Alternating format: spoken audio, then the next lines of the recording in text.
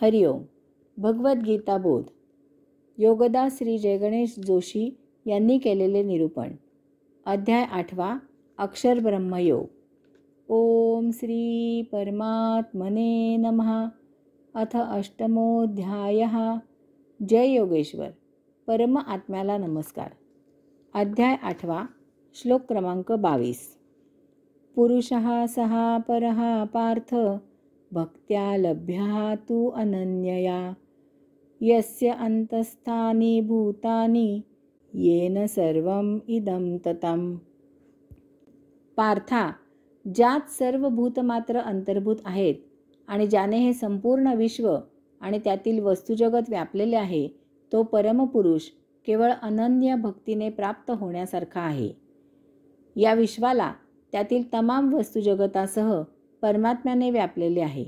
या विश्वासह येथील प्रत्येक वस्तूमध्ये परमात्मा ठासून भरलेला आहे.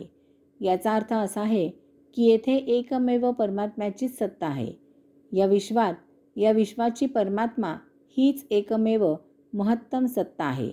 येथे अन्य कोणाचीही सत्ता नाही. जे काही झाले, जे काही होत आहे, जे काही होणार आहे, ते सर्व त्या परमात्म्याच्या मर्जीने झाले, होत आहे, होणार आहे. विश्व नव्हते तेव्हा तो एकमेव परमात्मा येथे होता. हे विश्व आत्ता असताना तो एकमेव परमात्मा येथे आहे. भविष्यकाळात जर दुर्दैवाने हे विश्व नष्ट झाले तर तो एकमेव परमात्मा येथे असणार आहे. या विश्वाला त्यातील तमाम वस्तुजगतासह परमात्म्याने व्यापलेले आहे. या विश्वासह येथील प्रत्येक वस्तूमध्ये परमात्मा ठासून भरलेला आहे. तमाम प्राणीमात्रामध्ये परमात्मा ओळखण्याची, त्याची जाणीव होण्याची, त्याला प्राप्त करण्याची क्षमता केवळ मानवामध्ये आहे. परंतु दुर्दैवाने मानव त्याला ओळखू शकत नाही. त्याच्याकडे दासबोध किंवा गीता आहे, परंतु दासबोधाचे किंवा गीतेचे पुस्तक व्यायाम म्हणून डोक्यावर घेण्यासाठी नाही, तर ते उघडून त्याचा अभ्यास करून त्यापासून योग्य तो बोध घेऊन त्याप्रमाणे आचरण करण्यासाठी आहे. सोन्याचे दागिने पाहून माणूस त्या दागिन्यांच्या सौंदर्यातच गुरफटून जातो, त्यातील सोन्याला विसरतो.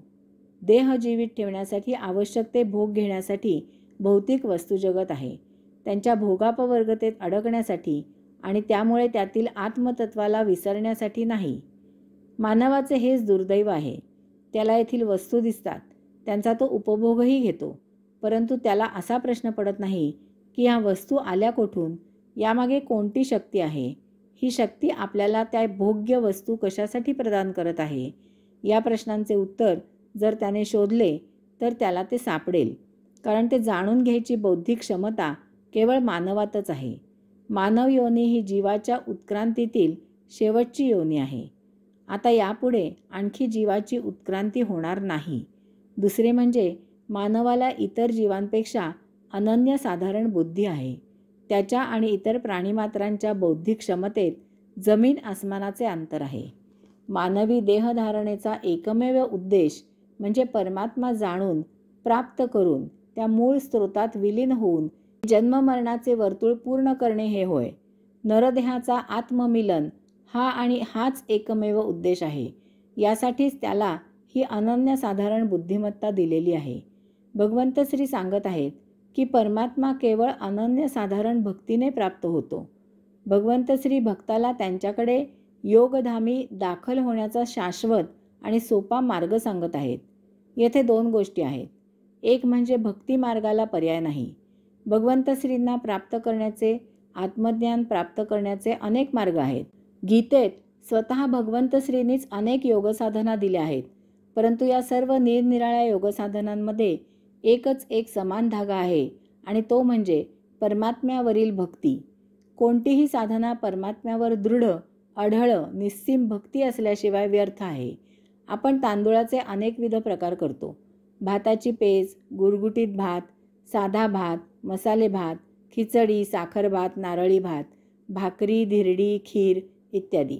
परंतु भाताच्या या सर्व निरनिराळ्या चवीढवींमध्ये तांदूळ हा समान दुवा आहे. तसेच आत्मप्राप्तीसाठी कोणतीही साधना केली तरी त्यामध्ये भक्तीही असावीच लागते. हे काही वृक्ष भौतिक गणित नाही. तुमचा गणितावर विश्वास असो किंवा नसो, 1 + 1 = 2 व्हायचेच. तसे येथे अध्यात्मात नाही. आत्ममिलनासाठी त्या परमात्म्यावर भक्ती असणे अपरिहार्य आहे. दुसरे म्हणजे भक्ती अनन्य हवी. हेही तितकेच महत्त्वाचे आहे. आत्ममिलनासाठी स्वतःला परमात्म्यात पूर्णपणे झोकून द्यावे लागते. परमात्मा हेच सर्वस्व व्हावे लागते. हातचे काहीही राखून ठेवून चालत नाही. जरा जरी कमतरता असली तरी परमात्मा प्राप्त होत नाही. तेवढ्यासाठी अडून राहील. केलेली मेहनत वाया जाईल. परमात्म्याची भक्ती संपूर्ण शरणागती पत्करून करावी लागते. देवा, आता मी तुझ्याकडे आलो आहे. आता माझे काय करायचे ते तुझे तूच ठरव. आता मला माझे मत नाही. तू जसे ठेवशील तसा मी राहीन. तू तार किंवा मार, मला त्याचे काहीही नाही. मला तुझ्याशिवाय इतर काहीही नको. मला तू म्हणजे तूच एकमेव हवा आहेस. येथे एक कथा पाहण्यासारखी आहे. महम्मद पैगंबर स्वतःजवळ काहीही बाळगत नसत. सकाळपासून जे काही जमेल ते सायंकाळी गरजूंना देऊन ते स्वतः रिते होत असत आणि मग मोठ्या संतोषाने निजत असत. एके दिवशी ते खूपच आजारी झाले.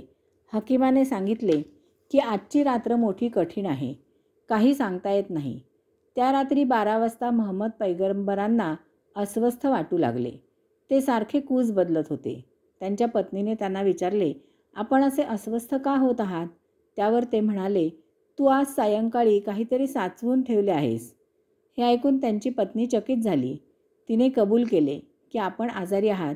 रात्री औषधाला उपयोगी व्हावेत म्हणून तिने केवळ फक्त 5 दिनार घरात ठेवले आहेत. बाकी सर्व नेहमीप्रमाणे दान दिले आहे. त्यावर महम्मद पैगंबर म्हणाले, जा, ते 5 दिनार बाहेर जाऊन देऊन ये. पत्नी म्हणाली, इतक्या रात्री बाहेर याचक कसा असणार? महम्मद पैगंबर म्हणाले, जा, ज्याने मला ते वाटायला सांगितले आहेत त्याने ते घ्यायची तजवीज केलेलीच असणार.